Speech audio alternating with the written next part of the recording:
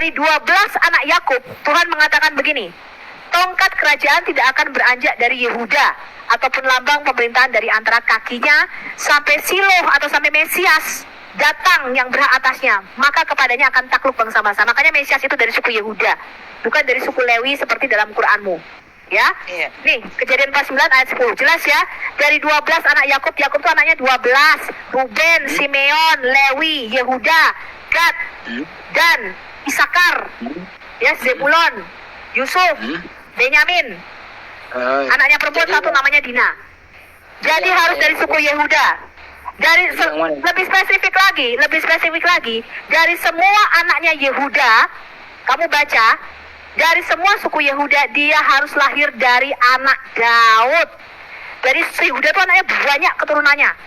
Mesias itu disebut anak Daud. Anak Daud? Kok anak Daud?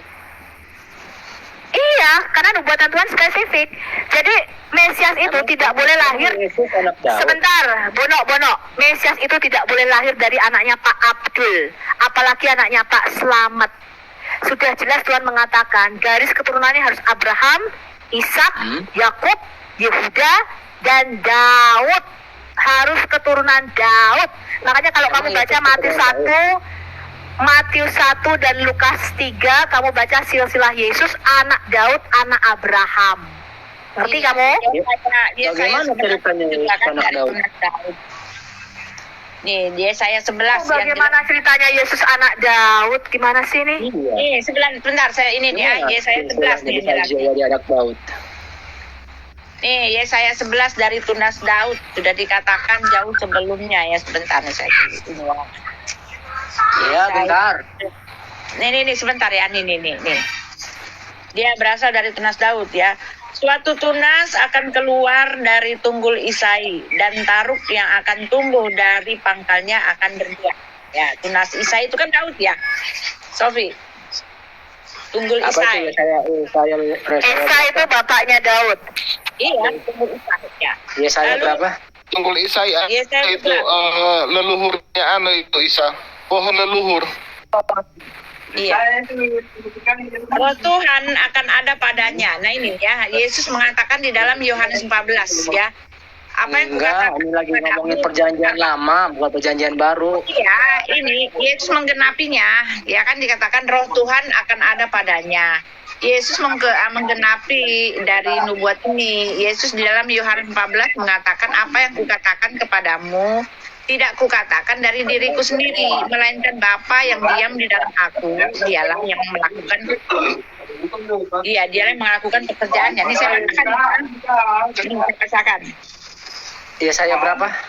Iya, saya 11 ya. 11. Suatu taruh. Banget.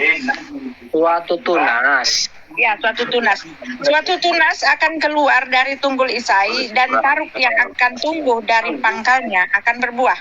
Roh Tuhan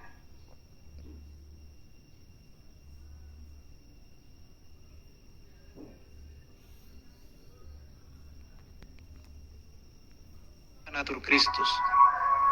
atau menjatuhkan keputusan menurut kata orang, tetapi ia akan menghakimi orang-orang lemah dengan keadilan dan akan menjatuhkan keputusan terhadap orang-orang yang tertindas di negeri. Bentar, ini ada suara rame amat. Ini suara dari mana ini? Tuh, suara dari mana ini? Iya. Bukti. Jangan-jangan tunggul Isa itu kan gambaran leluhur, itu gambaran leluhur Yesus Kristus, tunggul Isai. Iya. Jangan-jangan nama Isai itu mereka ambil dari situ dan lahir di bawah pohon. Oh, iya, mungkin. Itu kan tunggul Isai pangkat ke pohon. Iya. Gambaran leluhur Yesus. Mungkin Pak salah. Jangan itu karena itu mereka sebut Yesus lahir di bawah pohon. Suka asumsi terusin Bu. Curiga di situ, Bu. Terusin Bu, Iya. jangan curiga. Ia akan bumi dengan perkataannya. Nah itu kan dia adalah firmannya itu seperti dengan tongkat, dan dengan nafas mulutnya ia akan membunuh orang fasik. Ia tidak akan menyimpang dari, ya itu dia ya, ia tidak akan menyimpang dari kebenaran dan kesetiaan seperti ikat pinggang dan sebagainya.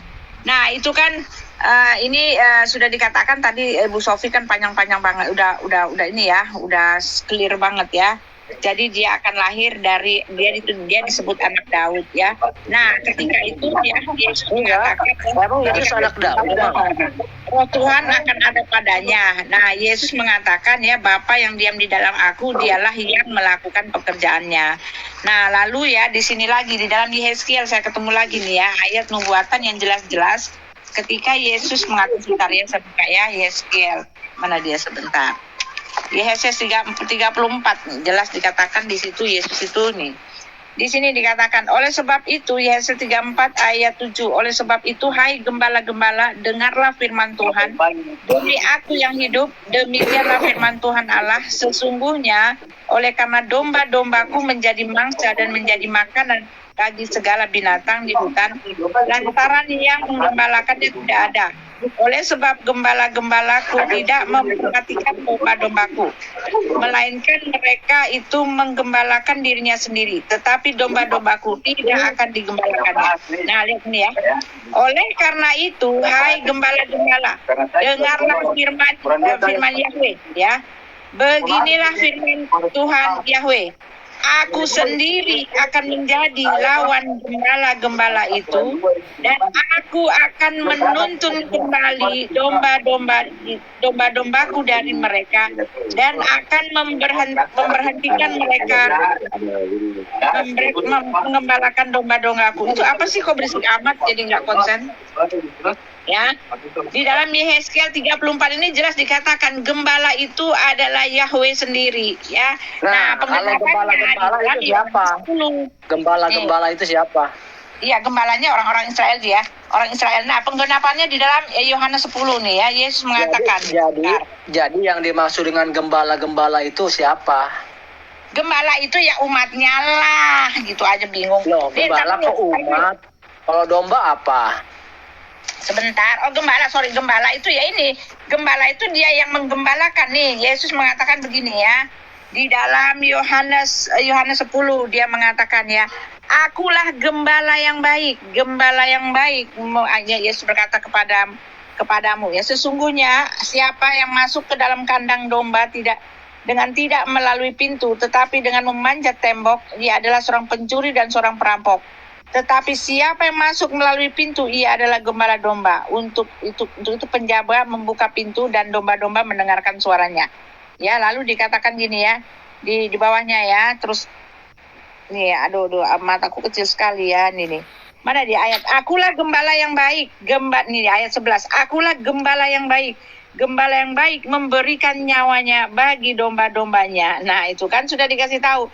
Yesus mengkonfirmasikan bahwa dia adalah gembala yang baik. Gembala yang baik apa? Yang menggenapi perkataan dari Yod-Heh-Vav-Veh, dari Yahweh yang dikatakan di dalam Yehezkiel 34 ya, bahwa aku sendirilah yang merupakan gembala-gembala itu, gitu loh. Ini udah nubuatnya sudah tercapai ya. Ini kan kalau gembala itu kan satu. Nah, kalau gembala-gembala kan itu kan banyak. Loh, yang di dalam Yehezkiel kan digelar akulah menjadi gembalanya, gembala satu, domba-domba itu. Enggak, di sini demi aku yang hidup. Gembalanya satu, aku sendiri akan menggembalakan gembala-gembala yang di situ, artinya para pemimpin-pemimpin yang tidak bekerja dengan benar. Nah, setelah itu gembala-gembala itu para pemimpin. Ya, dialah yang akan menjadi gembala di atas segala gembala di situ. Nah, itu penggenapannya. Saya nggak nanya itu, saya nanya pokoknya yang gembala-gembala itu, dua kali. Berarti itu ada nih, aku salah ngomong nih ya. Nih, kita baca ya. Di Yehezkiel tadi tuh ya dikatakan nih ya.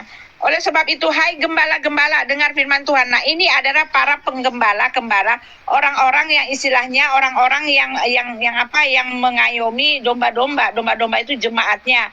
Mereka tidak bekerja dengan benar-benar. Tetapi, ya setelah itu dikatakan gini ya, sesungguhnya oleh karena domba-dombaku menjadi mangsa dan menjadi makanan bagi segala binatang di hutan, lantaran yang menggembalakannya tidak ada. Ya, jadi orang-orang ini ya. Oleh sebab gembala-gembala bukan tidak ada di sini. Jadi tidak digembalakannya, ada gembalanya tapi tidak digembalakannya dengan baik nih ayat 9. Oleh karena itu, hai gembala-gembala, dengarlah firman Tuhan. Beginilah firman Tuhan Allah. Aku sendiri yang akan menjadi lawan gembala-gembala itu. Nah, itu gembala-gembala di situ ya termasuklah para orang-orang